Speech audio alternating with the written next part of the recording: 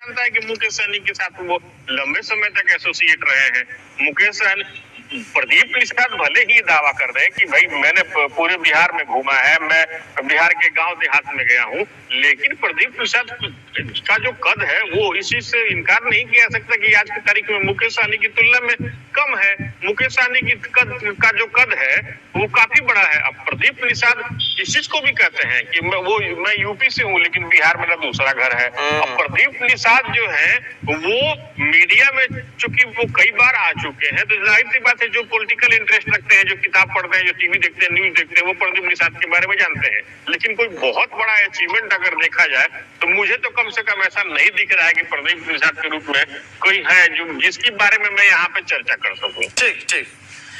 आदिल कुछ बता रहे थे जी। आदिल, मेरा कहना है एमआईएम की क्रेडिबिलिटी पूरी बिहार की जनता और देश की जनता जानती है। बैरिस्टर असदुद्दीन ओवैसी साहब आज ऑपरेशन सिंदूर के बाद हर समाज के तबके में, खासकर नॉन मुस्लिम बिरादरी में सबसे ज्यादा उनका चर्चा है और सब लोगों ने सराहा है। आप किसी भी कम्युनिटी कास्ट को उठा लीजिएगा, आज बैरिस्टर असदुद्दीन ओवैसी साहब का सराहना करते हैं। और बिहार में अख्तर उल ईमान साहब ने जिस मजबूती से हर जात धर्म से ऊपर उठकर एमआईएम पर जो मीडिया का ठप्पा है उससे अलग उन्होंने दलित का मुद्दा, पिछड़ा अति पिछड़ा का मुद्दा, सीमांचल का मुद्दा, पूर्णिया हाईकोर्ट का मुद्दा, पूर्णिया एयरपोर्ट का मुद्दा, हर मुद्दा उठाया। तो तेज प्रताप जी से सीनियर है अख्तर उल ईमान साहब।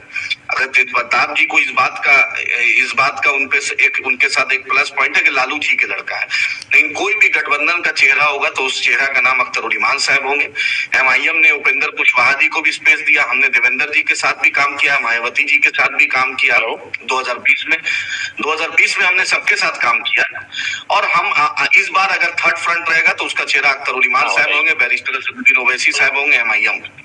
ठीक है, अख्तर उल ईमान चेहरा होगी। हाँ जी, चेहरा हो सकते हैं, सीनियर है, 4 बार के एमएलए है, लोकसभा में 2 बार 3 लाख से ऊपर वोट लाया उन्होंने, और उनकी छवि ईमानदार है, जिन्होंने कभी समझौता नहीं किया है और सीमांचल का दर्द बड़ी खूबी से उठाया है। संजय शर्मा जी के पास जाएंगे। समाज का उठ सकते हैं सर, क्या तेज प्रताप को कितना सीरियस लिया जा सकता है? महुआ सीट पे तो फिलहाल उनका दावा है, विधायक भी रहे हैं, और अभी इस तरीके से कहें कि जो उनके सपोर्टर्स दिखते हैं, जिस तरीके से एक्टिविटी दिखती है, क्या वोट ट्रांसफर हो पाएगा महुआ सीट पे आरजेडी का? जो आरजेडी के सीट जिससे करंट में अभी एमएलए हैं, वहां की जो स्थिति क्या है? क्या लालू प्रसाद यादव का बेटा होना ये उनके लिए पर्याप्त होगा चुनाव जीतने के लिए, या उनको कुछ और अलग से करना पड़ेगा?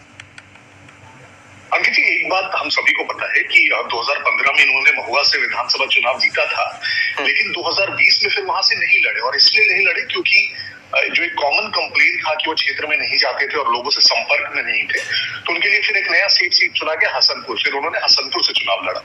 इनफैक्ट अभी कुछ महीनों पहले का आप अगर एक नैरेटिव देखेंगे तो ये था कि हसनपुर में भी इस प्रकार की